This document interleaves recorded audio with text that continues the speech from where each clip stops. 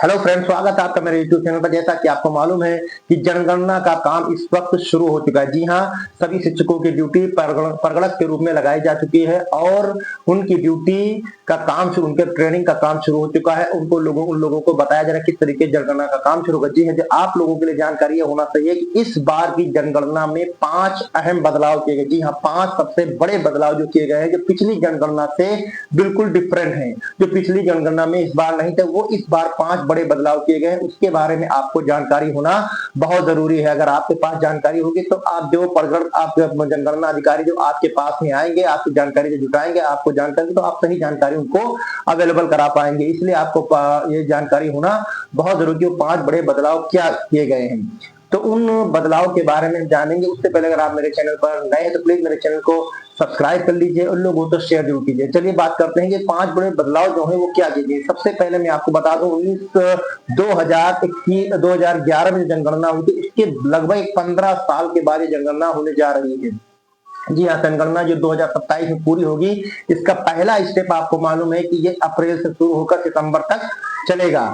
ठीक है, दूसरा जो स्टेप होगा फरवरी मार्च में 2027 में होगी। तो पहले स्टेप में HLO यानी कि हाउस लिस्टे का काम, मकान सूचीकरण का काम होगा। तो सबसे पहले मैं आपको बताऊंगा 5 जो बड़े बदलाव हो क्या के। सबसे बड़ा बदलाव है, जी हाँ, जो सबसे बड़ा बदलाव किया गया है वो है कि इस बार की जो जनगणना होगी वो बिल्कुल ही डिजिटल होगी, पेपरलेस होगी। आपसे कोई भी परगणक जनगणना अधिकारी जो आपसे कोई भी डॉक्यूमेंट उससे आपसे नहीं मांगना, किसी चीज की फोटोकॉपी आपसे ली जाएगी, ना ही आपसे फोटोकॉपी मांगेगा। अगर कोई जनगणना अधिकारी आपसे फोटो मांगता है, कोई फोटोकॉपी वगैरह मांगता है, तो आप बिल्कुल भी उसको फोटोकॉपी ना दें, क्योंकि इस बार की जो जनगणना है वो बिल्कुल पेपरलेस है और यानी कि बिल्कुल डिजिटल होगी। वो अपना मोबाइल लेकर आएंगे, लैपटॉप या टैबलेट जो कुछ भी लेकर आए, उसमें आपसे सारे क्वेश्चन सवाल जो 33 सवाल सरकार ने जारी किए गए हैं, उन 33 सवालों के आपसे जवाब पूछे जाएंगे, उनकी ही जानकारी उसमें भरी जाएगी। आपके सामने आपके मोबाइल में आपने मोबाइल में भरेंगे और वो सारी जानकारी सेव कर दी जाएगी। तो इस बार की सबसे पहले और दूसरा जो सबसे बड़ा चेंज किया गया, जी हाँ,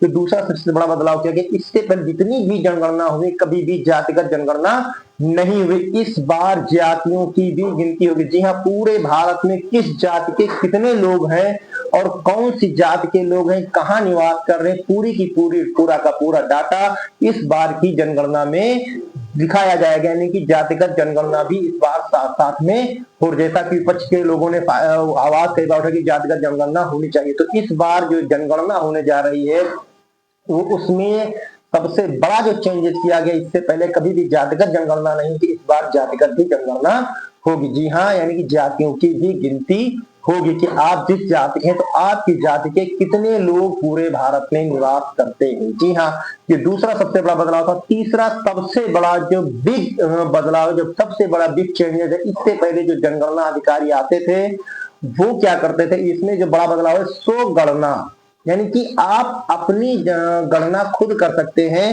यानी आप अपनी डिटेल खुद भर सकते हैं, सेल्फ इन्यूमरेटर। जी हाँ, इससे पहले जितनी भी जनगणना हुई है भारत में, वो सिर्फ जनगणना अधिकारी आते थे, आपसे सवाल पूछते थे, वो पेपर वाली होती थी, उसमें आप सारे डॉक्यूमेंट लेते थे और उसमें लिखते पढ़ते थे, फिर वो जनगणना इस तरीके से पूरी होती। लेकिन इस बार सभी आम जनता को ये राहत दी गई है कि अगर आपको जनगणना अधिकारी पर कोई भरोसा नहीं है या हो सकता है कि आपके साथ कोई फ्रॉड हो जाए, तो आप अपनी स्व गणना कर सकते हैं। जी हाँ, जो सेंसस के भारतीय जनगणना का जो वेबसाइट है उस पर आप जाकर के सेल्फ इन्यूमरेशन फॉर्म पर भरकर अपनी सारी डिटेल हुई 33 सवालों के जवाब आप दे सकते हैं। फिर जो जनगणना अधिकारी आएंगे, आपको जो रेफरेंस नंबर मिलेगा वो उसको वेरीफाई करेंगे। इस तरीके से आप तो गणना भी कर सकते हैं, अपनी डिटेल आप खुद भी भर सकते हैं। जी हाँ, तो गणना की डेट हर प्रदेश के हिसाब से अलग अलग रखी गई। जैसे उत्तर प्रदेश में मैं बता दूं, स्व गणना की डेट 7 मई से 21 मई तक चलेगी। स्व गणना यानी कि आपके लिए स्व गणना का जो फॉर्म है वो 7 मई से 21 मई तक और 22 मई से परगणक यानी जनगणना अधिकारी होंगे वो आपके घर घर आएंगे। अगर आपने स्व गणना करा ली होगी तो अपना रेफरेंस नंबर आपको जनगणना अधिकारी को देंगे, उसको वेरीफाई कर देंगे, काम हो जाएगा। अगर आपने ऑनलाइन स्व गणना नहीं की तो जनगणना अधिकारी आपसे सारी सवाल सारी इंफॉर्मेशन लेंगे। तो ये स्व गणना का विकल्प भी इस बार रखा गया है। और दूसरा क्या है कि अगर चौथा जो चेंज किया गया कि इसमें अगर जो जनगणना अधिकारी जब आपसे आएंगे या आपने स्वगणना में अगर गलत जानकारी दी है, जी हाँ, गलत जानकारी अगर आपने फीड करवा दी है, उसमें गलत आपने जिसे सवाल में गलत आपने जानकारी दी कि आपके पास कार है या नहीं है, और लाइट बिल है नहीं है, घर में एसी है या नहीं है,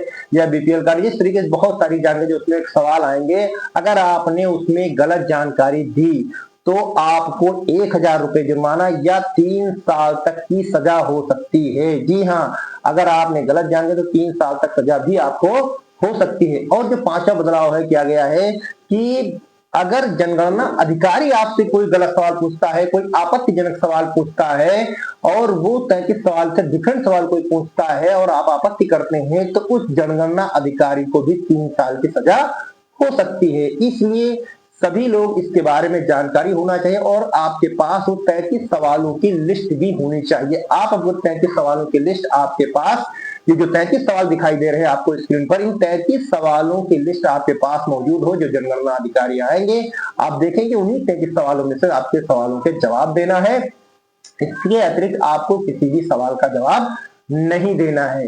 तो जब होता है कि सवालों के जवाब आप फीड कर देंगे तो आपको कहीं भी कोई भी प्रॉब्लम नहीं होगी। इसलिए इस वीडियो को आप सेव कर लें और लोगों तक जरूर शेयर कर दें, कि ताकि वो लोग अपनी पहले से सारी तैयारी कर लें, उन्हें कोई भी दिक्कत का सामना ना करना पड़े। मिलते हैं अगली वीडियो में। अगर आपको मेरी वीडियो अच्छी लगे तो प्लीज दूसरों तक जरूर शेयर कीजिए, लाइक कीजिए। Thank you very much.